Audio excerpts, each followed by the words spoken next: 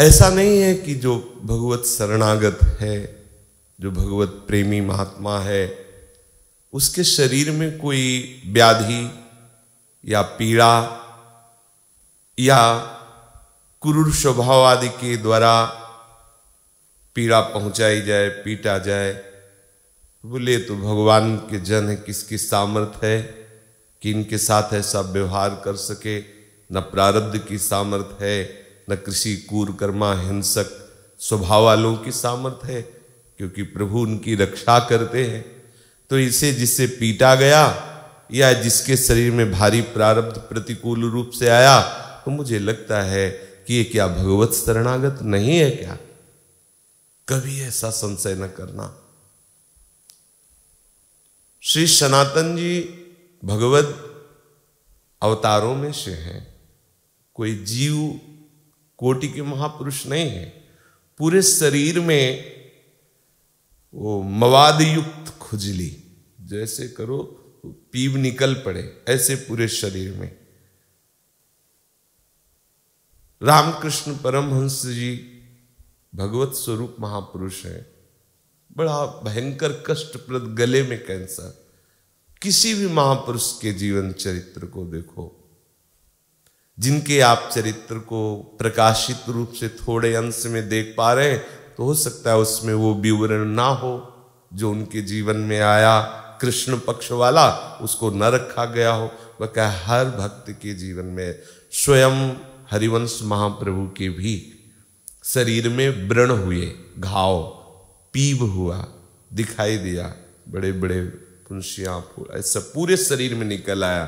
तो वहाँ विद्वानों ने, चूंकि व्यास मिश्र जी अद्भुत विद्वान ज्योतिषाचार्य और लोक समाज प्रिय और ऐश्वर्य संपन्न, तो उन्होंने सलाह करके ज्योतिष से विचार के कहा कि हरिवंश चंद्रजू के ग्रह विपरीत हैं, इसलिए शरीर में ऐसा है। तो महाप्रभु से कहा गया ग्रह शांति के लिए कुछ उपाय कीजिए जो बताए जाए।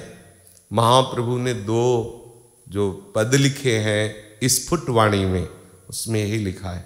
एक पद में है कि यदि सारे ग्रह विपरीत है और श्री कृष्ण की शरण में होकर श्री कृष्ण नाम जप कर रहा है, तो बेचारे गरीब बलहीन ये ग्रह क्या बिगाड़ लेंगे। और एक पद में कहा कि सारे ग्रह अनुकूल हैं, लेकिन गोविंद से विमुख होकर तुम्हारा जीवन व्यतीत हो रहा है, तो ये ग्रह तुम्हारा क्या सहयोग कर लेंगे। महाप्रभु ने कहा, प्यारी जू और प्यारे जू के चरणों के आश्रय के सिवा हमें किसी ग्रह नक्षत्र की शांति के लिए कोई अन्य क्रिया करने की आवश्यकता नहीं। बड़े बड़े महाभागवतों के जीवन में भी अनंत जन्मों के कर्म परिणाम से विपरीत परिस्थितियां देखी गई। जैसे परम पवित्र, परम जितेंद्रीय भीष्म पितामह महाभागवत, जिनके द्वारा स्वप्न में भी शास्त्र विरुद्ध आचरण की वृत्ति नहीं उदय हो सकती। जागृत में तो संभव ही नहीं, स्वप्न में इसलिए कह रहे हैं कि उसमें शक्ति अपनी पूर्ण बुद्धि की नहीं लगती, क्या मन संकल्प कर ले। लेकिन ये उस कोटि के महापुरुष हैं जिनके स्वप्न में भी कभी शास्त्र विरुद्ध वृत्ति का उदय नहीं हो सकता, क्रिया और चेष्टा तो बात जाने दो। और आजीवन श्री कृष्ण प्रेम में उन्मत्त रहने वाले महाभागवतों में भीष्म पितामह जी, और 6 महीने बाणों की सैया पर। आश्चर्य है, आश्चर्य है। इसलिए यहां अगला जो ब्रह्मा जी स्तवन में महामहिमा में सूत्र दे रहे, बोले एवात्म कृतम विपाकम।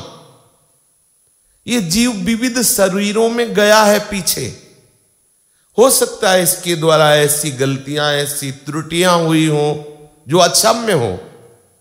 उन महान अक्षम्य अपराधों का मार्जन करने के लिए अतिशय दुलार करके मेरे प्राण प्यारे प्रभु ने जो विधान किया और वो इस शरीर में आकर प्रकट हुआ, उसे उत्साह युक्त होकर के, ये नहीं कि निराशा युक्त होकर के कि हाय प्रभु का भक्त हूं, प्रभु का नाम जप करता हूं, फिर भी मुझे शारीरिक कष्ट है, मेरे सामने ऐसी व्यवस्था आ गई है, ऐसी परिस्थिति आ गई। नहीं, भक्त ऐसा कभी नहीं करता और ना ही करना चाहिए।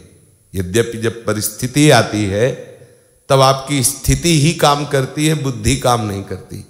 आपकी जो स्थिति होती है, अगर आपने वास्तविक अपने आप को शरणागत कर दिया है तो आपको समझाना नहीं पड़ेगा, उस समय वो स्फुरण ही वही होगा जो शास्त्र कह रहा है। वो कृपा का भली भांति अनुभव करने वाला उपासक निर्विकार भाव से प्रारब्ध को भोग लेता है। दुखद या सुखद दोनों प्रारब्ध विकार पैदा करते हैं।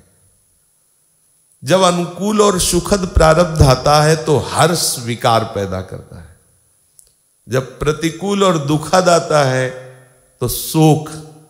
ये हर्ष और शोक अभक्त के हृदय पर स्फुरित होते हैं, अपना अधिकार करते हैं, शरणागत भक्त में नहीं।